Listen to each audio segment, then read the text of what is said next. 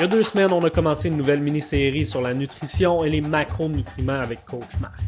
Cette semaine, on fait la même chose, mais on part pour l'entraînement. Alors, on va parler de préparation physique, on va aller voir pour commencer les différentes qualités athlétiques, force, puissance, vitesse, un paquet de choses à voir durant l'année. Mais en hiver, tout le monde parle d'hypertrophie. Combien de reps? Combien de séries? Combien de livres je devrais prendre de masse pour performer à mon max? Aujourd'hui, on parle de tout ça. Bonne écoute! Alright, fait que le off-season part officiellement au moment du release de ce podcast-là. En fait, il y en a plusieurs pour qui ça a commencé déjà depuis quelques semaines, quelques mois, mais réellement, à ce temps-ci de l'année, la plupart des boys vont recommencer à train avec leur équipe, rentrer sur leur vraie planification, la vraie préparation pour l'année suivante, pour la saison 2024. C'est une période qui est vraiment excitante. Je me souviens comment à chaque année, j'avais hâte de retourner au gym au janvier, rembarquer, puis de rembarquer dans tout ce grind-là. Puis là, c'est là où tu te remets à mieux manger. C'est hot comme période de l'année. Puis on sait tous que de manière générale, bien souvent, une année de foot, de training commence avec une phase d'hypertrophie. C'est le temps qu'on en profite de devenir BEF. Hey, C'est ça qu'on classique, aime. man. Avoir de la pompe, L'hiver, devenir on plus gros. bulk, puis l'été, on lead. Oh non. OK. Non. Non. Mais, mais souvent, c'est ça. Beaucoup, puis la plupart des équipes que j'ai faites, la plupart des coachs que j'ai faites, l'off-season part avec une période d'hypertrophie parce que définitivement, si tu veux le faire à quelque part, c'est là pas mal plus que juste avant la saison de foot parce que tu as d'autres choses à travailler à ce moment-là. Fait qu'aujourd'hui, ben, sans surprise, on parle d'hypertrophie puis de prise de masse d'un point de vue training. Puis si on veut Let's squeeze go. des trucs de nutrition, on en reparlera une autre fois, peut-être un podcast de nutrition vraiment sur l'hypertrophie, ça pourrait être cool. Aujourd'hui, training d'hypertrophie, prendre la masse, comment être BEF dans un contexte d'athlète, OK? Fait qu'on va parler des distinctions peut-être entre un contexte athlétique puis un contexte purement hypertrophie, bodybuilding, puis tout ça. Moi, c'est un épisode que j'ai hâte parce que mon style d'entraînement préféré au monde, c'est l'hypertrophie. So, let's dive in. Écoute, on commence par quelque chose que tu as mentionné, puis comme c'est intéressant qu'on en parle live, parce que c'est vrai qu'en tant qu'athlète, la stratégie que nous, on pousse, qu'on trouve qui est la plus intéressante, c'est si tu as du poids à prendre, tu veux le prendre le plus vite possible, tout en gardant De façon, en tête que c'est clean. Là. C'est comme, ouais, on de veut pas de façon dirty bulk, là, relative. Non, mais tu sais, de façon relative. Là. vite, ça veut pas dire prendre 18 livres dans le premier mois puis dire Non, que non, tu non. vas cut après. Vite, c'est Non, pas ça. Fait que, non. Comme, d'un point de vue stratégie, moi, je pense que le plus tôt que tu peux atteindre ton body weight et ton body comp idéal pour performer pour la saison 2024, le mieux ça va être. OK? OK, point Mais clé. comme, Body weight et body comp. point clé, exact. Et body comp. Et body comp. Fait comme, on reparlera une autre fois là, des stratégies de dirty bulk puis de lean down. Là, c'est pas le point d'aujourd'hui. Mais comme, je pense que c'est clair. Là, ça fait on, 3 minutes qu'on dit de pas faire ça. Là. Mais on comme, mettra des clips de moi l'an passé. On mettra des clips de moi l'an passé. ouais, ouais. Puis vous allez voir que ça marche pas, man, les histoires de dirty bulk, parce que Marvin était rendu une vraie tartine, puis quand il a lean down, il s'est retrouvé avec la même shape. C'est Même shape malade, ça. qui Ben, était man, je l'ai avant. essayé. Je voulais apprendre, je Ouais. voulais essayer. Ouais. C'est.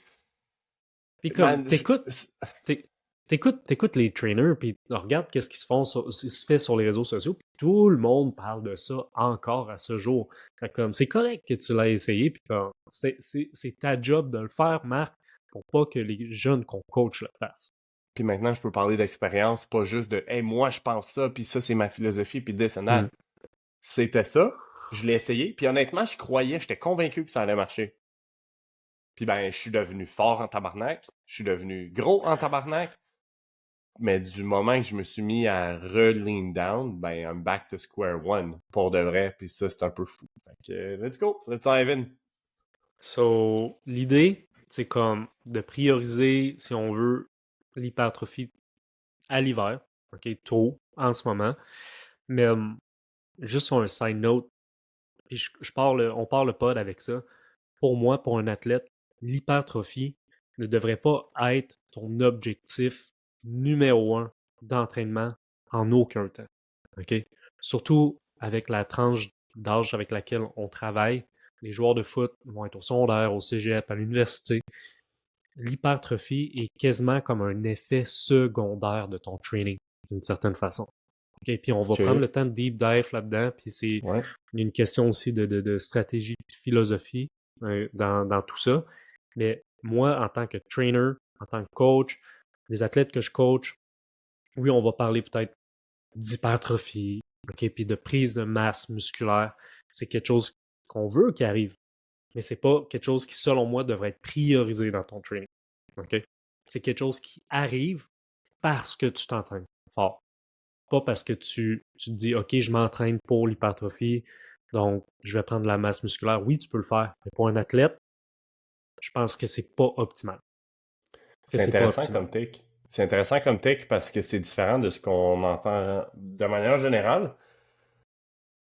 Mais je veux que tu nous expliques un peu comment toi tu vois ça. Tu sais, parce que moi, la façon dont je le vois, c'est qu'il y a certains gars qui vont absolument bénéficier de prendre de la masse musculaire, puis d'autres que c'est pas nécessaire du tout, right?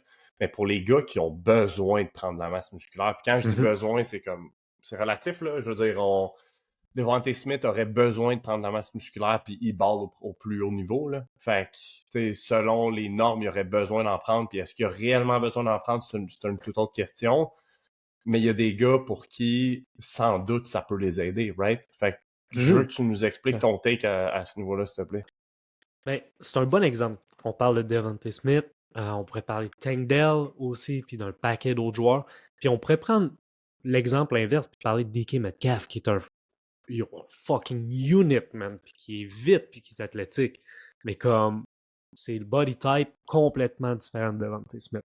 Ouais. Puis mon idée, ma philosophie, l'idée, puis ce que moi j'ai remarqué avec le temps puis avec mon expérience, c'est que chaque individu a une morphologie, si on veut, vers laquelle il va tendre naturellement pour performer à son max.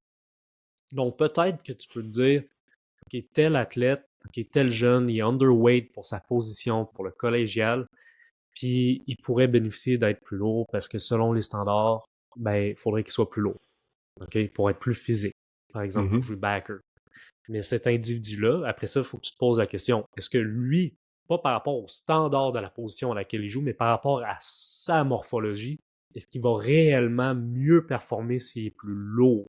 Puis, pour bien des jeunes, leur masse musculaire est pas optimisée.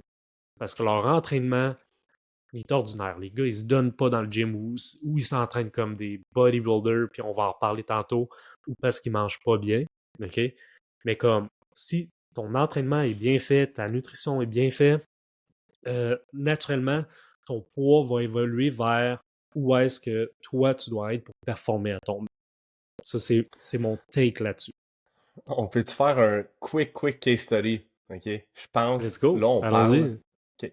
Là, on parle de ça. Moi, ça me fait penser à un gars que tous les deux, on coach. OK? Euh, Secondaire, puis il écoutera pas le podcast parce qu'il parle pas français. OK? Fait que, Yep. on le nommera pas quand même. C'est un gars qui joue linebacker. Il commence sa troisième année avec nous. Je pense avec toi aussi, il commence sa troisième année de coaching. Puis c'est un gars qui, honnêtement, là, naturellement, c'est un gars de 195, 200. Puis s'il est 205, comme il est gros quand même pour son frame. Yep. Puis en ce moment, lui, il se fait dire par son coach qu'il faut qu'il pèse 2,15, 2,20, 2,25 la Ouais. saison prochaine. Puis ça fait Entre 2 ans qu'on 2,15 est... et 2,25. Ouais. Ouais. Puis je pense, mon avis à moi, c'est que je pense pas que c'est la chose qui va l'aider à être un meilleur linebacker. Puis son coach te dit dans le système dans lequel il va évoluer, ben, il va avoir besoin de prendre plus de blocs, il faut qu'il soit plus gros, puis tout ça. Exact. Comment tu gères ça avec un gars comme ça? Parce que lui, c'est ça son objectif, c'est ça qu'il a dans sa tête, c'est ça que son coach a en tête pour le faire jouer. C'est dur, man. C'est dur. Parce que nous, on évolue comme ses coachs, mais à l'externe de son club. Fait que comme, qu'est-ce que son head coach, son DC veut, ben, il va peut-être à contre-courant de nous, qu'est-ce qu'on pense. Puis on est d'accord les deux, man. Son frame, si on veut, naturel, tourne au maximum peut-être aux alentours de 200, 205. Puis c'est à ce poids-là que moi, je pense qu'il va performer le mieux sur le field parce qu'il va être le plus Ouais, athlétique, il va le mieux moi aussi. bouger, puis il n'y aura pas à faire des efforts ridicules pour garder un body weight en haut de 205. Moi aussi, OK? puis on l'a vu dans le dernier off-season. Tu sais, il voulait prendre de la masse musculaire, puis la réalité, c'est que il n'y a pas d'appétit pour plus manger plus, puis pour aller plus haut que ça en plus. Tu sais, il n'a pas cet appétit-là, puis il a de la difficulté à avoir cette constance-là à manger plus parce que ça rentre pas. Fait que c'est pour moi, ça, dur, c'est un autre signe. Tu sais, c'est un autre signe que t'es peut-être pas fait pour être plus gros comme ça. Là. Exact. Puis il est pas loin de comme son maximum de body weight déjà, là. Puis comme un autre des signes, là, t'as parlé de l'appétit. Un autre signe qui nous dit ça, c'est comme il s'entraîne très bien. Ça fait 2 ans que je le coach. Je vais le coacher pour son 3e off-season. Je sais qu'il s'entraîne bien. Je sais qu'il s'entraîne comme du monde. Je sais qu'il mange comme du monde parce qu'il travaille avec toi depuis 3 ans aussi, je pense. Ouais. C'est pas 4. Puis c'est dur. Son poids est dur à monter. C'est pas par faute de pas avoir essayé de pousser des phases d'hypertrophie ou whatever, mais comme ça demande de plus en plus d'efforts pour gagner chaque petite ligne. C'est comme, OK, à ce point-ci, on va focus sur autre chose qui va t'aider à être plus physique sur le field. Comprends tes forces en tant que joueur de foot. Comprends où est-ce que man, tu ne seras jamais un backer de 240 livres. Man. Fait qu'il va falloir que tu utilises ses forces pour être plus elusive, pour pouvoir prendre position, etc. Travaille là-dessus pour que le coach, finalement, il se dise OK, tu es capable de jouer inside backer dans notre système, même si tu es théoriquement underweight. Et je pense que le problème vient du fait que le coach de football n'a pas les mêmes connaissances que l'entraîneur ou le coach de nutrition. Puis lui, ce qu'il veut, c'est au final, là, que son joueur soit 215, 220 ou 205 ou même 180 livres, il veut qu'il fasse une fois des que la jeux. game est on, tout ce qu'il veut, man, c'est qu'il fasse sa job et qu'il fasse le jeu. Là. Comme, il sait pas, man, au final. Puis il s'en fout. L'important, c'est que le backer se fasse pas bloquer, fasse le jeu. 100%. Mais comme il y a plusieurs façons d'arriver à ce produit-là, il y a plusieurs façons de faire cette job-là. Le coach, en disant à son jeune, hey, je veux que tu sois 2,25, tout ce qu'il a en tête, c'est ben, je veux que tu sois plus physique sur des blocs. C'est tout ce qu'il a en tête, là. C'est comme. Mais comme être plus physique sur des blocs, c'est pas juste d'être plus lourd. Tu peux être plus lourd, puis pas autant, puis pas 2 cents plus physique, là. On a vu des gars de 2,25, 2,30. On a vu des gars de 2,25, 2,30, des backers qui sont absolument pas physiques, ces blocs-là. Exact, puis c'est pas parce qu'il est magique, en haut de 2,20, t'es physique, là. C'est pas ça, man. Être physique sur un bloc, ça parle de ton positionnement. Est-ce que tu es explosif? Est-ce que tu es capable de te rendre vite au contact? Est-ce que tu ralentis au contact? Il y a un paquet d'affaires qui entrent en jeu. Ça, c'est sans parler du mindset, qui, selon moi, est comme la grosse partie. Le X-Factor.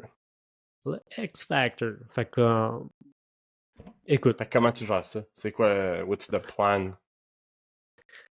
Écoute, avec lui, on va quand même suivre nos phases de préparation physique qui selon moi, amènent le plus de résultats en termes de développement athlétique. Puis, dans chacune de mes phases, il y a un moment où est-ce qu'on va prioriser un peu plus de volume d'entraînement, un peu plus, un rep range un peu plus haut. Puis, ça va peut-être favoriser l'hypertrophie, okay, avec un bémol, on va en parler dans pas long. Puis, s'il prend du poids suite à ça, tant mieux. Mais comme, si dans 3 mois, il n'a pas pris de poids, ben, il va falloir passer à autre chose. Parce qu'il y a d'autres choses qui s'en viennent dans sa préparation. Il va falloir qu'il se prépare pour son spring camp, il va falloir qu'il se prépare pour sa saison.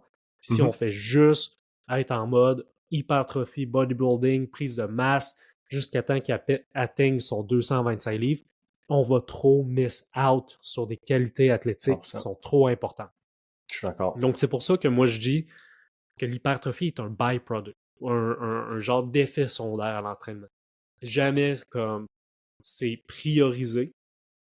Il va avoir des phases d'entraînement et d'accumulation, où est-ce qu'il va avoir plus de volume, qui va t'aider peut-être à prendre de la masse musculaire. Puis si ça arrive, tant mieux. Puis si ça arrive pas, puis que tu continues de progresser dans la salle de gym, ben tant pis, man. Tant pis, mais comme tu vas devenir un meilleur athlète, tu vas être plus fort, puis ça va t'aider à être un meilleur joueur de foot, même si tu prends pas de poids.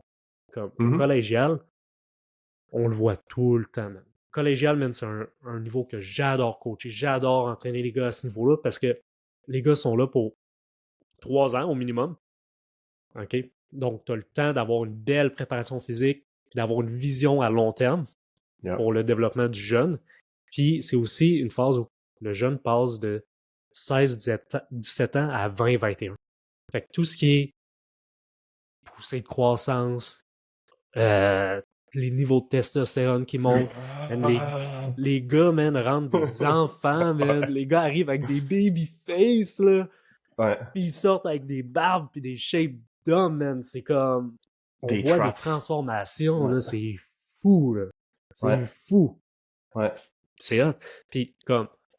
Ça, c'est la philosophie qu'on a dans la préparation physique à Limoilou, mais comme... Il y a des gars qui prennent quand même 30-40 livres dans leur parcours, là. Mais comme... C'est-tu parce qu'on les a entraînés comme des bodybuilders? Non, man. On les a juste entraînés comme du monde. On leur a montré comment se pousser. OK? Puis ça, c'est hyper important. On leur a montré comment faire attention à leur habitude de vie. Ils ont un encadrement en nutrition. Fait comme en étant plus sérieux dans leur préparation, ben, ils prennent de la masse. Parce que c'est des jeunes adultes qui maturent, qui ont une poussée de croissance, une première en hauteur, une deuxième en largeur. Ils s'entraînent, ils lèvent la fonte, fait que comme ils prennent de la masse. Mais comme c'est pas. Notre but, c'est pas d'avoir les entraînés pour que nos joueurs de foot soient tous fucking huge. Là. Même au contraire, on est une petite équipe de football à Limoilou. Là. On n'est pas gros. Là.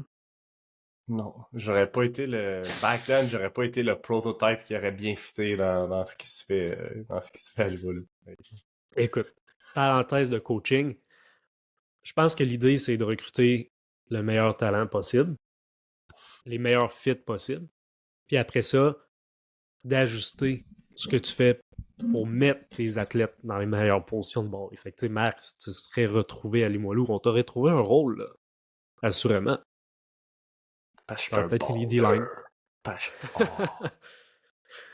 Mais quoi? J'avais la conversation hier avec Max, puis il riait un peu, puis il en entend parler comme quoi je suis pas athlétique, tu sais. Puis il me parlait du vidéo la fois qu'on est allé courir au YMCA, comment j'avais l'air d'un Sasquatch. Ça fait 1 an, puis j'en entends encore parler, man. Cette vidéo-là est priceless. Puis, si je me trompe pas, en plus, c'était juste un story, c'était même pas un post. Puis ça, ben, tu sais, ces temps-ci, j'ai recommencé à faire de l'entraînement plus athlétique. Puis honnêtement, je regarde les vidéos, je suis comme, je suis tellement T'es pas tellement pas naturel. smooth. Je suis tellement pas smooth, je suis tellement pas naturel. Puis à la fin de la journée, j'aurais probablement été un meilleur joueur de foot, avoir été plus naturel, avoir été plus smooth. Tu sais, athlétiquement, là, je suis pas gifted. Là. Je veux dire, j'ai un 16, j'avais une bonne vitesse. Mais man, tu me regardes bouger, là, c'est comme, c'est quoi ce gars-là? Puis Max, il me parlait qu'il parlait avec sa blonde, puis il est comme, comment ce gars-là, il a joué à la balle? Puis là, je m'en suis sorti quand même, puis... mais la réalité, c'est que mon 16 m'a aidé, mais j'avais pas besoin d'être aussi gros que j'étais. En parlant d'hypertrophie, moi, j'avais poussé un peu l'enveloppe. Ben, je dis ça, puis c'était peut-être pas loin de mon 16 normal puis naturel pour moi, mais anyways, tangente que j'ai pris parce que j'ai eu la conversation hier, puis ça me faisait bien. Absolument. Mais, je veux dire, prendre la masse musculaire, c'est une bonne chose. Si ça reste dans les critères qu'on vient de parler, là, ça fait 20 minutes qu'on parle. Si ça se fait là-dedans, man, let's go, man. Puis, je veux qu'on va prendre un deep dive un petit peu plus sur qu'est-ce que tu dois faire en entraînement pour stimuler l'hypertrophie. Ou qu'est-ce qui fait dans ton training que tu prends de la masse musculaire. Yeah. La première chose qu'il faut parler, c'est le principe d'adaptation. Quand tu vas au gym, puis peu importe quelle forme d'entraînement que tu fais, il faut que ton corps perçoive un certain stress pour, puis je le vulgarise énormément, mais pour que ton corps se dise, OK, il faut que je m'adapte pour être capable de répondre à la demande. OK, qu'est-ce qui se passe? Je lève des poids, puis c'est lourd, c'est tough. J'ai de la difficulté à finir le workout. Comme ton corps, il faut qu'il envoie le signal à tes muscles. OK, il faut que je m'adapte, il faut que je prenne de la masse musculaire, il faut que je prenne de la force. Il y a quelque chose qu'il faut qu'il se passe. Est-ce que si tu challenges pas ton... Ouais. Vas-y. Si tu challenges pas ton corps à faire des choses que tu n'as jamais fait ou que tu essaies de pas de pousser la machine, tu limites tes gains. Ça, c'est sûr. Puis si à un moment donné, ben, tu pousses la machine, puis à un moment donné, tu hits des nouveaux PR, puis tu continues de faire le même workout, tu utilises les mêmes charges, le même nombre de reps, le même nombre de séries, semaine après semaine, ben, tu vas limiter tes gains, peu importe quel type de gain on parle. OK? Ça, c'est le premier principe qu'il faut mettre sur la table. Fait que ce que tu nous parles, c'est un petit peu le concept de surcharge progressive ou progressive overload. Exact, exactement. Je l'ai juste vulgarisé comme Ouais. Mais c'est ça. Fait le qu'on parle de plus la même possible. chose. Puis, Exact, on parle de la même chose. fait que tu nous parles que quelqu'un qui ferait le même workout toutes les semaines, même nombre de reps, même nombre de séries, même charge, ça serait probablement pas efficace pour créer un stimulus pour progresser, pour gagner de la masse ou peu importe. Mais est-ce que, puis c'est probablement pas là que tu t'en allais, là, mais moi je suis curieux de le savoir, est-ce que le contraire serait vrai aussi de fait de quelqu'un qui change à toutes les semaines, ses exercices, ses séries, ses mouvements, ses charges, est-ce que ça aussi pourrait être contre-productif parce qu'on le voit beaucoup, tu sais, le training que je fais en ce moment, là, que c'est un Ouais. online coach que j'ai, ça change tout le temps. Puis ça m'énerve parce que j'essaie de progresser d'une semaine à l'autre mes charges, puis, ça change, ça change, puis je suis comme, Ouais. dans ma philosophie à moi, c'est pas optimal non plus. Tu sais, je pense qu'il y a un juste milieu à aller chercher d'un point de vue de on Yep. varie, on progresse. Puis... Veux-tu nous en parler un peu plus? C'est une bonne question, man. C'est vraiment une bonne Ouais. question. Puis comme le premier exemple que tu as donné de tout le temps faire le même workout pendant, mettons, 2 mois, est-ce qu'il va amener des résultats? Probablement au début, mais éventuellement, ton corps va s'être adapté à ce workout-là, puis tu n'auras plus de gain. OK? Fait au début, tu vas progresser, puis à un moment donné, ça va staller. Okay? Puis tu vas être juste en maintien, si on veut. Beaucoup de Puis, variétés ouais. peut amener des adaptations, surtout pour quelqu'un qui a pas beaucoup d'expérience d'entraînement. OK? Fait que si moi, mettons, je me suis jamais entraîné, si je me mets à faire des exercices un peu différents chaque semaine, il va avoir un gain pareil. Parce qu'au final, faut pas oublier que même si un exercice n'a pas le même nom, faut se poser la question, mon corps Est-ce fait qu'il y a la quoi? même Est-ce que mon fonction, tu corps... sais? Exact. Est-ce que mon corps fait vraiment une très grosse différence entre un bench press avec une barre versus un bench avec des dumbbells? Il y a des petites... Tu sais, il y a des différences qui vont amener peut-être des adaptations légèrement différentes. Un mouvement de press, que ce soit un push-up avec ton body weight ou du bench avec le même poids équivalent, ton corps ne fera pas la différence juste parce que sur ta feuille, c'est marqué bench press versus push-up. Mm-hmm. Tu fais un handstand push-up au mur versus un overhead press avec ton body weight. Ça se Il y a, ressemble oui, pas il y a des mal. petites différences dans la coordination et dans la synchronisation du mouvement. Chaque mouvement a des petites différences, mais comme une fois que tu as un minimum de skills et que tu es capable de bien faire le mouvement, ton corps ne fera pas une énorme différence puis les adaptations ne seront pas si différentes. Mm-hmm. Fait comme variation, si ton coach te fait faire goblet squat, front squat, back squat, etc., ça reste quand même un pattern de squat. Yeah. Ce qui est gossant, par contre, c'est que tu n'as pas le temps de découvrir, OK, sur le goblet squat, ma charge max, c'est des dumbbells de 120 livres versus au front squat, c'est ça la charge. Puis il y a quand même une petite différence dans le mouvement. Donc, il va quand même falloir que tu réapprennes un petit peu le mouvement, comment bien le setter, comment bien le faire. Puis, si tu veux faire des gains en entraînement, il faut, au début, là, la différence entre faire des gains de réels puis des gains juste que tes poids montent, c'est pas parce que tes poids montent que tu vas avoir des gains en force ou des gains en hypertrophie. OK, C'est que puis je m'explique. t'as appris le La... mouvement. T'as appris le skill du Exact. Tu as mouvement. appris le mouvement, le skill du mouvement. Puis à un moment donné, mettons, on parle du front squat. OK, ben là, première séance, je mets 135. La séance d'après, la semaine d'après, je mets 145. T'es pas 10 livres plus fort sur le mouvement, t'es juste habitué de le faire. Donc, t'es T'as mieux appris à le faire. synchronisé, Ouais. t'as appris à le faire, il y a un skills, il y a un apprentissage moteur qui s'est fait, et donc, t'es capable d'être plus efficace dans ton mouvement et de le charger plus lourd. Mm-hmm. Puis éventuellement, tu vas arriver à ton top. Puis là, ton mouvement va être parfaitement bien synchronisé ou parfaitement bien appris. Puis là, probablement, ce que tu vas observer, c'est que tes gains vont être pas mal moins rapides. Puis là, tu vas commencer à faire des vrais gains sur ton mouvement parce que là, tu vas vraiment challenger ton système musculaire, ton système nerveux, à essayer de déployer de plus en plus de force. Fait que comme Ok. l'idée, c'est, puis dans tous les trainings, ça devrait être ça. L'idée, c'est de devenir très efficace Dans le rapidement mouvement. dans les patrons moteurs que tu vas utiliser dans ton training. Peu importe Mhm. lesquels que c'est. OK? Ouais. Honnêtement, c'est ça. Parenthèse, sur Instagram, on voit tout le temps des coachs parler des patrons moteurs de base que tu dois retrouver dans tous les trainings absolument pour faire des gains. Comme ça, c'est de la bullshit aussi. Ton corps, il ne sait pas si tu fais un deadlift, un squat, un lunge ou whatever. Tu peux faire des gains en faisant juste des lunges, tu peux faire des gains en faisant juste du deadlift.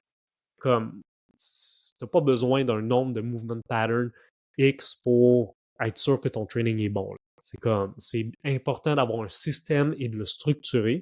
Moi, à mes Mhm. yeux, il faut que ça soit balancé entre agoniste, antagoniste, gauche, droite, rotation, puis un paquet d'affaires. Ça, c'est ma job.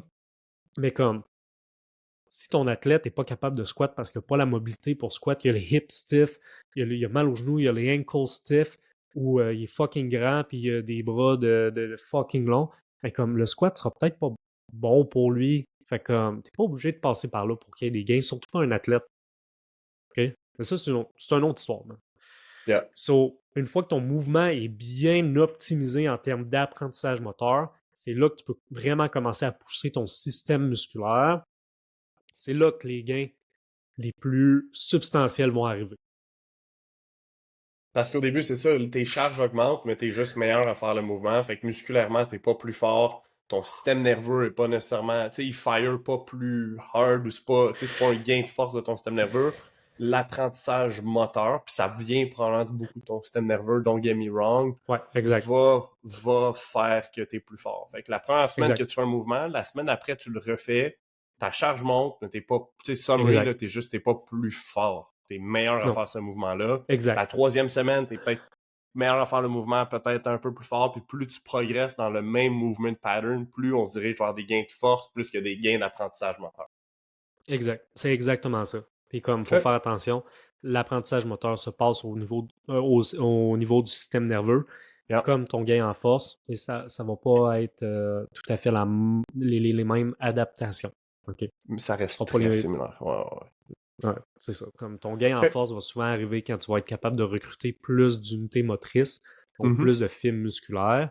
Yeah. Puis, comme roughly, si tu apprends un mouvement et qu'il est mieux synchronisé, donc le, le, le, le- le- la séquence à laquelle tu recrutes certains muscles est mieux optimisée pour ton mouvement, ben, tu vas être capable de mettre plus lourd même si tu n'es pas plus fort. Ben, Comme, c'est une des c'est un raisons. des exemples Ouais. mais, Puis de pourquoi tu mets plus lourd, mais que t'es pas plus fort, mais les deux jouent sur le système nerveux. C'est vraiment fascinant, le système nerveux. Man. vraiment. Mais c'est une des raisons pourquoi les powerlifters font du squat, du bench puis du dead 3 fois par semaine. Ils deviennent tellement efficaces avec le mouvement. Puis tu parlais du timing du mouvement. Tu sais, je pense au bench simplement. Puis je suis absolument pas l'expert du bench. C'est probablement mon weakest lift ever. Puis je suis pas l'expert du powerlifting non plus. Mais réellement, ils pratiquent tellement, puis ils pratiquent leur timing de boum, je suis parti, j'engage mes lats, après ça, tu arrives en bas, tu as ton timing de ton leg drive, tu as tous ces Yep. timings-là qui font que tu deviens vraiment plus fort au mouvement. Puis c'est pas parce que tes pecs sont plus forts, c'est que tu deviens meilleur au Non, mouvement. Fait que, anyways, exactement. Exactement. Fait que, je- on va rewind un petit peu, là. are we good? Oh, we're back. Something went wrong. Ouais, ma webcam a déconnecté. On va Mais we're good, continuer on sur continue. cet angle. Yeah, tu Ouais, voulais continue. revenir en arrière sur... Ben, je voulais qu'on se relance dans l'hypertrophie, simplement. Fait Yep. que, OK. Ben, on a mis... on a lay out le fait qu'il faut que tu stimules puis que tu challenges, si on veut, ton système musculaire. Puis mhm. l'hypertrophie, après ça, si on y va dans ce qu'on entend puis qui est classique. Okay? Un des premiers livres d'entraînement que j'ai lu, c'est Poliquin Principles. Moi aussi. Okay, c'est un vieux livre, c'est un classique. Puis là-dedans, man, il y a un paquet de tables, puis un paquet de guidelines pour dire, OK, de tel à tel rep, tu travailles telle chose. Ouais. Puis roughly, ce que ça dit, là, c'est que 1 à 5 reps, tu vas être comme dans ton max strength. De 5 à 8 reps, tu vas être dans ton functional strength. De 8 à 12 reps, tu vas être en hypertrophie. Et 12 reps et plus, tu vas être en endurance. C'est comme le guideline de base. Si tu commences à t'intéresser un peu au training, tu fais des recherches sur combien de reps faire pour target certaines adaptations, c'est ça que tu vas voir. Mhm. Mais comme je révisais cette table-là là, avant le podcast, puis ce qui est funky, là, c'est que la force et l'endurance sont des expressions de des qualités athlétiques ou de ce que ton muscle peut faire qui se situe sur un temps d'effort. Fait que, mettons, ta force va être tout ce que tu peux faire en dedans de 20 secondes, l'effort maximal que tu peux faire en dedans de 20 secondes, par exemple. OK? Puis il y a la puissance qui rentre là-dedans.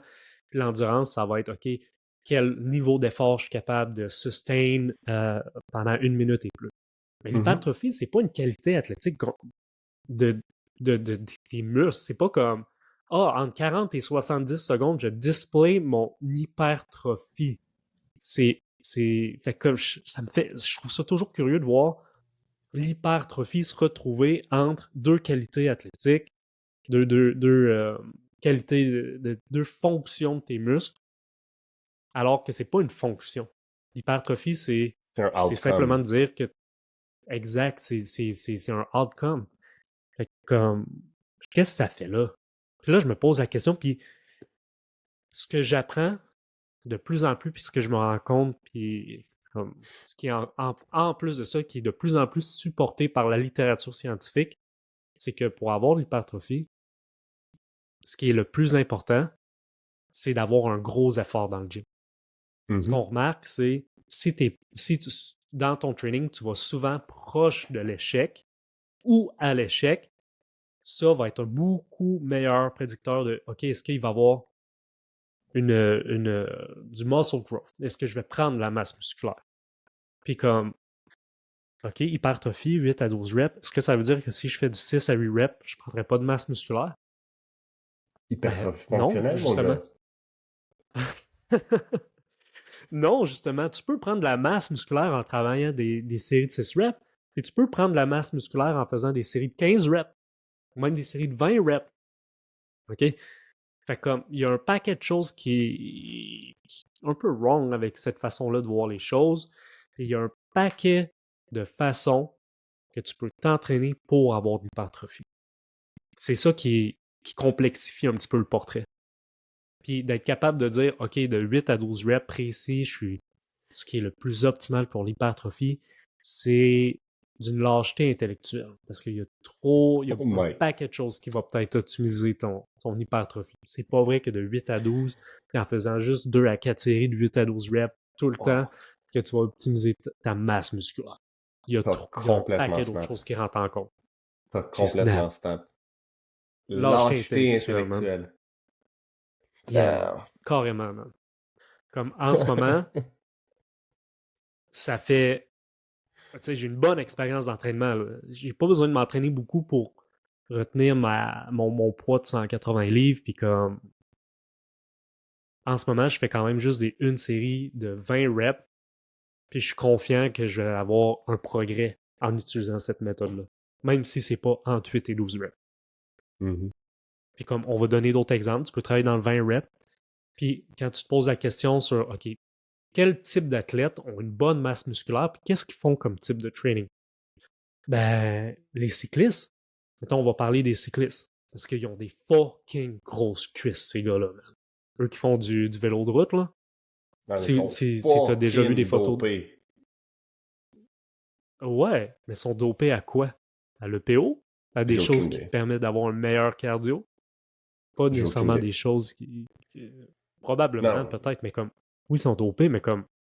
Je veux dire, c'est comme tous les sports de haut niveau, man. Il y a Il y du en a dopage, là. partout. Ouais. Puis reste que tu pourrais être dopé puis être assis sur le divan puis t'aurais pas des grosses cuisses comme les cyclistes qui sont dopés, mais whatever, Absolument. c'est pas la question.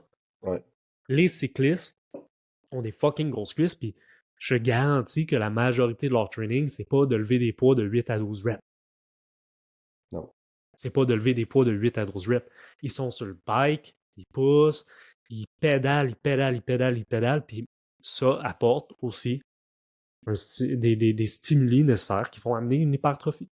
concept est le comme, même. Le concept est le même si on parle, mettons, des athlètes de CrossFit qui font des séries de 50 wall balls ou des séries de, man, je sais pas combien de chin-up qui sont pas dans les rep range hypertrophiques, mais c'est du monde qui se pousse, right? exact. Ça, c'est le facteur commun à tous ces athlètes-là, c'est qu'ils se poussent, puis ils poussent leur machine proche ou à l'échec. OK? Mhm, Puis il y a un paquet d'autres exemples. Les sprinters. Les sprinters, il y en a un paquet qui ont une masse musculaire impressionnante. OK? C'est des athlètes explosifs. Mais la majorité de leur effort va être, pour ceux qui font du 100 mètres, vont être en bas de 15 secondes. OK? mhm, En bas de 15 secondes. Puis c'est certainement pas 15 secondes à lever des poids non plus. Ils vont sprinter, donc pas beaucoup d'excentrique dans leur mouvement versus quand tu lèves des poids, il y a tout le temps de l'excentrique. C'est mhm. pas non plus le même type de résistance externe, dans le sens que quand tu lèves des poids, ben, il y a une charge qu'il faut que tu overcomes. Oui, ces gars-là s'entraînent puis ils lèvent des poids pour assister leur sprint, mais comme c'est peut-être 20% de leur volume d'entraînement, puis ils ont quand même des masses musculaires puis des shapes incroyables. Là. Ouais, mais faut pas oublier que tu sais, un joueur de foot, il build pas sa shape en jouant au foot, là. Comme un joueur de hockey build pas Non, sa shape tant que ça en jouant au hockey. Est-ce que ça a un impact sur la grosseur de ses quads et de ses fesses? Probablement, là, avec le sheer volume qu'il yep, accumule à skate, mais faut, faut pas dire qu'un sprinter est jack juste parce qu'il sprint non plus, là. non, non, non. Tout ce que j'essaie de dire, c'est que la forme va suivre la fonction. Pour être explosif, pour sprinter vite, tu as besoin t'as besoin de muscles qui sont explosifs, élastiques. Puis souvent, ça va venir avec un muscle qui est un peu plus volumineux que pour ton coureur de marathon. Absolument. Puis comme il y a des sprinters qui n'ont pas tant de masse musculaire non plus, qui sont pas si musculaires comme Andre DeGrasse. Il est vite pas parce qu'il est gros, là. Il est tout petit, là. C'est un skinny, là. Mais il y a des sprinters qui arrivent à être vite parce qu'ils produisent beaucoup de force avec leurs muscles. Et eux vont être peut-être un peu plus musculaires, dans le sens qu'ils vont avoir des shapes qui ressemblent plus à Ben quelqu'un Johnson. genre Ben Johnson. Ben Johnson levait beaucoup de poids, là. Mais bref, ça c'est une autre discussion. Il y a plusieurs façons de développer de la vitesse. Mais comme après ça, on reprend l'exemple du cycliste. Puis là, je viens de parler du monde qui court des marathons. Ben, un cycliste qui fait des courses qui prend 1 heure versus quelqu'un qui fait de la course de fond, que la course lui prend 1 heure, c'est pas les mêmes shapes pantoute. Non. Mhm. C'est pas les mêmes shapes pantoute. Puis il faut se poser la question qu'est-ce qui est différent dans leur activité. Puis ça va nous donner des indices sur qu'est-ce qui est important à avoir dans son training si tu veux t'assurer d'avoir de l'hypertrophie. Mhm. Puis le coureur de marathon, ben, il a juste son poids de corps comme résistance, puis son effort va être très long, mais il n'y a pratiquement pas de résistance externe. Versus le cycliste, l'effort est très long, mais sur un vélo, il va toujours être en train d'overcome une certaine résistance par le fait qu'il pédale. Fait que même s'il n'y a pas beaucoup d'efforts excentriques, il y a un effort musculaire concentrique qui est pratiquement constant. Il y a un temps sous tension versus qui réagit à une charge qui est externe. Ça, c'est un facteur qui est important. Si tu veux build de la masse musculaire, c'est qu'il faut qu'il y ait une résistance externe à quelque part. Ouais. Ton sprinter, peut-être moins de résistance externe, mais il est dans des efforts explosifs. Ça fait une grosse différence aussi. L'intensité est l'intensité est high. Puis quand on parle d'intensité, on parle pas que quelque chose est intense, genre hey, je trouve ça intense, mais c'est l'intensité en termes de d'être proche Yep. de ton effort max, là. Yep.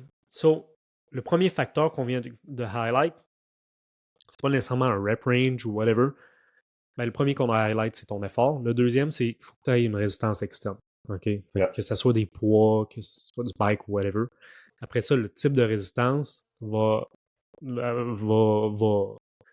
influencer le temps que tu as besoin d'accumuler de rep ou whatever. Parce que ton Mhm. cycliste, je veux dire, moi, je fais 10 minutes de bike, je vais pas prendre la masse musculaire. Là. Je veux dire, Mhm. même si je mets la résistance au max, parce que le temps sous tension va pas être assez haut par rapport à l'intensité du mouvement. Mhm. Mais reste que tu peux avoir un hypertrophie, même si tu fais du bike. Yeah. C'est juste plus dur, probablement, puis différent. Mhm. Après, l'autre chose, ben, souvent, puis jusqu'à il n'y a pas si longtemps, je pensais que l'excentrique était hyper important pour l'hypertrophie. C'est quelque chose qui est véhiculé dans le livre de Poliquin Principles. C'est quelque chose que tu as expérimenté puis entendu souvent aussi, toi aussi, Marc, dans tes trainings, Ouais. de prendre un slow tempo down pour accumuler du temps sous tension. Je suis de moins en moins convaincu que l'excentrique est si important pour supporter l'hypertrophie. Mais dans tous les cas, il faut quand même que tu aies un minimum de temps sous tension. Donc, ça veut dire un minimum d'efforts accumulés à pousser la fonte. Par exemple, si on parle d'entraînement en salle, pour avoir un certain stimuli, pour avoir des stimuli d'hypertrophie. Si tu Est-ce fais juste que des one rep, ce sera peut-être pas optimal dans le sens qu'il va falloir que tu en fasses un paquet pour accumuler ouais. le même temps sous tension. Une des choses que j'entends beaucoup puis qu'on voit beaucoup, j'ai l'impression que le facteur de tension est maintenant vu comme étant plus important que le temps sous tension. Tu sais, de garder une certaine Yes, tension musculaire plus que d'être longtemps sous tension. Ça a-tu exact. du Cette sens? Ouais. tension-là peut venir d'un effort excentrique, mais un effort concentrique va mettre beaucoup de tension sur tes muscles aussi. Là. C'est surtout de ne pas Vraiment, là. relâcher. Tu sais, exemple, tu fais du bench puis tu drops la barre à toutes les fois puis tu contrôles pas. Tu sais, fait que c'est pas une question de temps, mais c'est de. Tu sais, il y en a qui vont faire du dumbbell press là, puis c'est genre drop pouce, drop pouce, drop pouce. Puis là, t'as à peu près pas de tension Um, pendant la moitié du mouvement. je pense pas qu'il faut le voir en termes de ma rep au complet. Est-ce qu'il y a un moment que j'ai pas de tension? Parce que ultimement, tu pourrais faire juste des efforts concentriques, tu accumulerais beaucoup de tension musculaire, même Mhm. si c'est fractionné, puis tu aurais tes stimuli nécessaires pour l'hypertrophie. Là. Qui voudrait dire Pense à... squat from pins puis ta drop ou trap bar deadlift, tu lèves ta drop, tu Exact, lèves ta drop, tu lèves ta drop. exact, exact. Ça fonctionnait. Les cyclistes, c'est ça, dans le fond. Là. Ils n'ont pas d'excentrique quand ils pédalent. Là. Ils sont tout le Mhm. temps en concentrique, tout le temps en concentrique, puis ça Faut amène juste, quand même des stimuli qui leur permettent d'avoir des grosses cuisses. Là. faut juste aller chercher un plus gros volume ou un plus gros nombre de reps pour avoir un certain volume accumulé avec la tension. I guess, l'histoire du volume, là, on va y arriver dans comme 30 secondes, mais c'est surtout ton effort. Fait que si tu t'atteins failure ou proche de failure avec juste des mouvements concentriques, ça va t'amener des stimuli qui vont t'amener une hypertrophie. Mhm. L'histoire avec le volume total, c'est que, avec le volume, si tu veux, de ta série ou total, c'est que c'est vrai que si tu augmentes progressivement le volume, peu importe la façon que tu le calcules, là, en rep ou temps sous tension, concentrique, excentrique ou whatever, si tu en accumules dans ta semaine au total, overtime, ça va t'amener des stimuli qui vont t'amener de l'hypertrophie. Mais tu pourrais le faire de différentes façons. Puis tu pourrais le faire à haute intensité aussi, comme mettons les haltérophiles. Les haltérophiles, c'est très très rare. Ben, ça dépend un peu, là. On le voit de plus en plus avec dans les pays asiatiques, par exemple, mais c'est très rare qu'ils vont travailler dans des rep range en haut de 8 reps. Là. Mhm. Puis il y en a qui ont des sales shapes, là. Ouais, c'est Des fou. sales shapes, là. Ouais.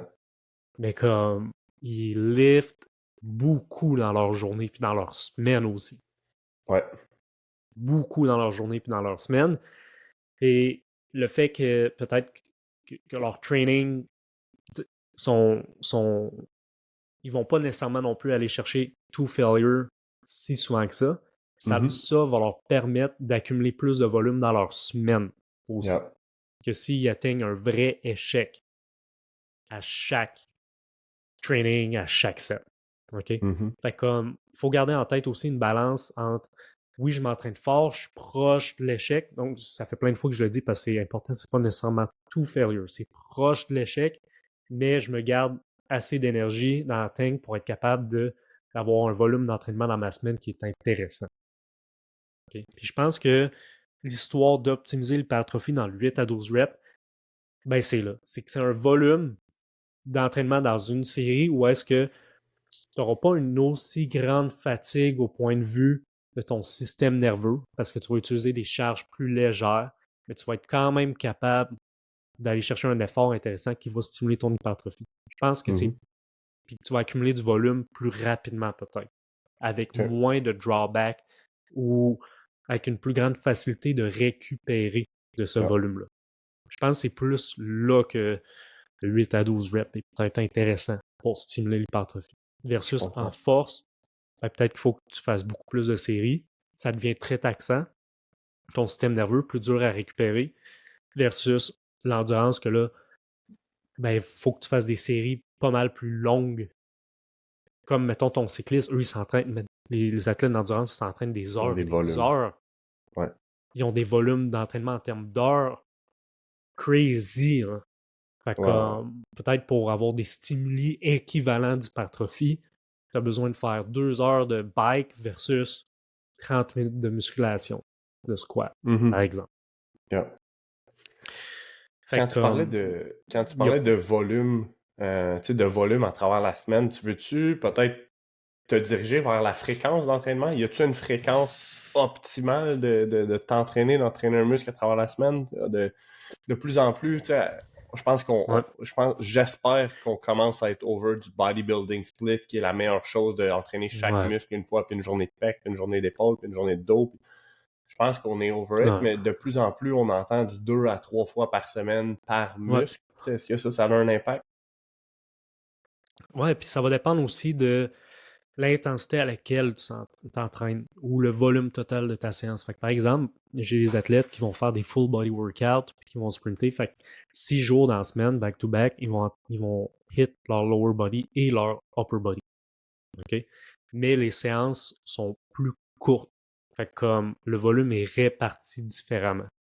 Mhm. L'idée, c'est que tu as besoin d'un minimum de fréquence, OK, pour avoir des stimuli qui perdurent dans la semaine. Mais après ça, tu peux aller chercher une très haute fréquence, puis ça va fonctionner aussi à volume total égal. Parce que Mhm. si tu t'entraînes plus souvent ou t'entraînes plus souvent un muscle et que tu fais juste accumuler de plus en plus de volume, ben à un moment donné, tu vas peut-être pas bien récupérer de ce volume-là, puis tu n'auras pas des gains intéressants. C'est Mais une erreur règle que j'ai générale, déjà fait. ouais, on l'a Je- tous fait, man. Toi puis moi, on l'a fait. Tous les meatheads l'ont fait, man. Ben, tu sais, il y a un bout, je te donne un exemple, ce que je faisais comme ma séance type de jambes, ben, c'était, on va dire, 18 ou 20 séries totales. Puis là, je la faisais 2 fois dans la semaine. Puis là, je me suis dit, hey, je veux plus grow mes jambes. Fait que je faisais une troisième séance du même volume dans la semaine. Fait que je passais de 40 séries totales à 60 séries totales de legs dans ma semaine.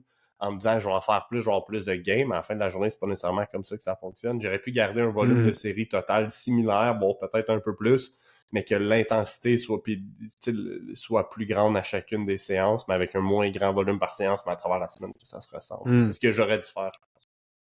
Ouais, puis comme l'idée de jouer avec la fréquence, le volume, etc., c'est de voir quelle est ta meilleure stratégie qui va te permettre d'avoir le plus de volume, la plus haute intensité possible, mais que tu récupères quand même de façon optimale dans ta Yeah. semaine. Puis ça va varier d'un contexte à l'autre.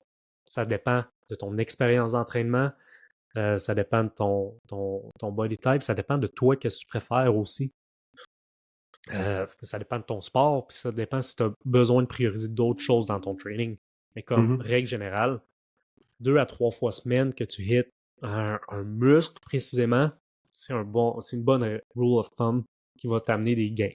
OK. Honnêtement, quelque part 2 ou 3 fois. Après ça, tu peux quand même te rendre à 6 fois par semaine, puis avoir des gains, mais c'est juste, attends-toi pas à avoir des trainings fucking intenses, puis de comme 20 séries Tu 6 fois par trash pas, semaine, là. ça marchera pas, là. Ouais, ouais, ouais. Puis en parlant de ça, tu sais, y a-tu. Moi, moi, ça me tanne de voir ça, là, des gars qui font comme 4 5 mouvements de chest, mettons, dans le même workout. Veux-tu nous parler de ça un peu?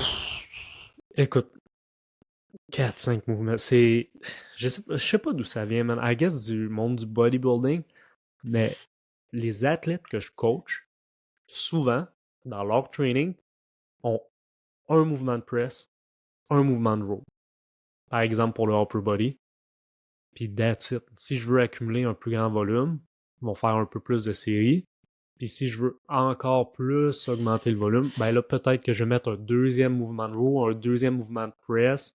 Peut-être que je vais aller chercher une isolation pour augmenter le volume d'entraînement précisément. Mais comme à 5 mouvements différents de chest, là, tu perds ton temps. C'est du junk volume, là, honnêtement. Comme, oui, de varier tes mouvements dans une séance va te permettre d'aller chercher une plus haute intensité totale, mettons, de ton workout si on veut. Mais pas si tu accumules 40 séries, comme 2 mouvements de press différents puis dans ton workout, puis t'es good, là. Ouais. C'est assez. C'est. D'après moi, ça vient du monde du bodybuilding où il y a un paquet de gars saucés, ces stéroïdes, qu'eux, ils peuvent s'entraîner puis faire 100 séries de Ils peuvent triceps accumuler ce par volume-là. training. Ils peuvent Ils peuvent l'accumuler puis ils accumuler, vont puis ils peuvent récupérer ça parce récupérer. qu'ils Exact. exact. Parce qu'ils sont enhanced. Mais comme pour l'athlète naturel, puis le gars naturel, le bodybuilder naturel, puis l'athlète naturel, man, tu perds ton temps, là. Tu perds ton temps. 100%. De toute façon, side note, moi personnellement, je vois pas l'entraînement sous forme de OK, je stimule tel muscle, tel muscle, tel muscle. Je suis dans les movement patterns, puis je veux balancer mes patrons moteurs. Puis comme si ça hit les triceps, ben tant mieux, man. Moi, ce que je veux, c'est pas être plus fort des triceps, c'est que je veux que mon athlète soit capable de faire un punch sur le field qui va déplacer quelqu'un, qui va avoir un impact. Donc, comment je peux assister ce punch-là? C'est pas OK, ben là, je vais faire des triceps parce que mon triceps va être plus fort, il va m'aider à mieux puncher. Il faut quand même que tu le fasses dans un mouvement intégré, selon moi. C'est pour ça que, à force d'expérience puis d'avoir essayé des trucs, j'ai complètement laissé tomber l'idée de target des muscles précisément. Je suis vraiment plus dans les patrons moteurs. OK. Intéressant. Tu veux-tu nous wrap up peut-être là, les points clés je veux m'entraîner en hypertrophie là, dès maintenant. C'est quoi les points clés? Qu'est-ce qu'il faut que je garde en tête? Yeah. Ben, numéro 1, man, peu importe de quelle façon tu décides de t'entraîner, faut que l'effort soit là. Faut que l'effort soit là, faut que tu approches de l'échec, tu ailles à l'échec de temps en temps, Échec puis que tu sois musculaire, capable de échec technique. Écoute, échec technique si on veut, mais comme mon point de vue par rapport au mouvement de musculation, c'est si tu as un échec technique qui t'amène pas un échec musculaire, c'est que ton mouvement est trop complexe pour rien, là.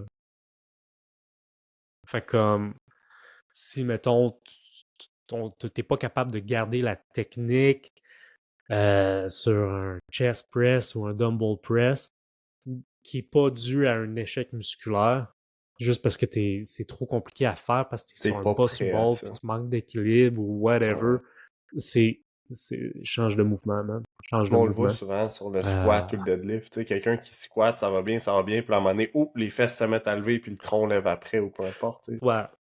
Ben, ça c'est dû à un échec musculaire parce que là, tu essaies de compenser ta technique en utilisant une D'autres muscles. stratégie différente. Ouais. Puis là, ça peut devenir comme dangereux parce que t'es plus en contrôle. Fait que mais c'est quand même ton échec musculaire qui dicte que Je comprends. tu as fait versus que tu n'as plus d'équilibre parce que tu fais des squats sur un fucking boss. Ça, c'est don't do that, guys.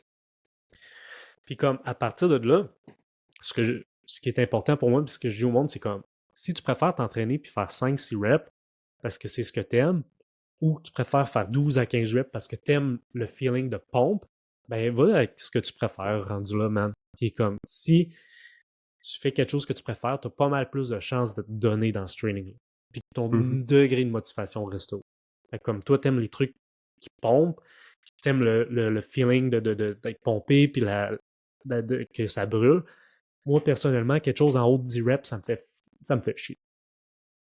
Comme mon sweet spot est quelque part entre 6 et 10 reps. J'aime mieux avoir le feeling de pousser quelque chose de lourd, puis de pas avoir à deal avec le fait que ça brûle puis ça fait mal. Comme fuck it, man, je veux juste lever le plus haut possible. Fait comme moi, c'est ce qui me stimule personnellement. Fait comme c'est perso. Effort numéro 1. 2, il faut quand même qu'il y ait une résistance externe, que ce soit concentrique, excentrique ou les deux. Ok, honnêtement, je pense pas que le type de contraction est si important que ça, tant que c'est pas isométrique. L'isométrie, je pense pas que va t'amener des stimuli intéressants pour l'hypertrophie, mais comme que ce soit juste excentrique ou concentrique. Pour la prise de l'hypertrophie, c'est vraiment pas si important. Puis on parlera de force dans les prochains épisodes. Puis ensuite, il faut que tu aies un volume / fréquence, parce que ta fréquence, dans le fond, c'est juste une stratégie d'atteindre un certain volume dans ta semaine. Okay? Yeah. Mais il faut que tu aies un volume intéressant dans ta semaine, de temps sous tension, si on veut. Peut-être une fréquence minimum 2 fois semaine. Minimum. Puis, the name of the game, c'est quoi le minimum que tu peux faire qui va t'amener des adaptations. Puis comme Minimum tu veux trouver effective ce dose. sweet spot-là. Exact. Puis juste pour donner un exemple, ça peut être vraiment plus petit que ce qu'on pense. Puis on peut être loin du 2 à 5 séries, de 8 à 12 reps, 10 à 15 séries totales par body part. On peut être vraiment loin de ça et avoir des résultats. Même. Moi, en ce moment, ce que je fais, c'est une série de 20. Fait que j'ai des warm-up sets, et je fais une série de 20 reps par movement pattern dans mon training, puis je m'entraîne 2 fois semaine en salle. Puis comme je vais avoir des résultats, j'ai des résultats. C'est peut-être que je pourrais en faire plus puis faire d'autres affaires pour optimiser mon hypertrophie. Mais comme moi, personnellement, dans mes objectifs puis ce que j'ai de besoin, c'est tout ce que j'ai de besoin. Interesting. Good stuff. Good. That's a wrap, man. On aurait pu continuer, man. Il y a un paquet de choses à parler encore. Ouais, vraiment. Ça sera pour une autre fois. On se laisse là-dessus. Merci beaucoup d'avoir écouté. Laissez un 5-star review. Peace. Peace. Si tu t'es rendu jusqu'ici, un énorme merci pour ton écoute. Hey, puis si tu veux nous donner un coup de main, il y a une chose gratuite, facile que tu peux faire. Va nous laisser un review, soit sur Spotify, Apple Podcasts ou YouTube. Va nous mettre un petit commentaire pour nous dire à quel point tu apprécies le podcast. Ou tu pourrais même le share à quelqu'un que ça pourrait intéresser. Puis si tu trouves que ça prend trop de temps, hey, no worries, tu peux toujours nous laisser un 5-star review puis sans dire un mot.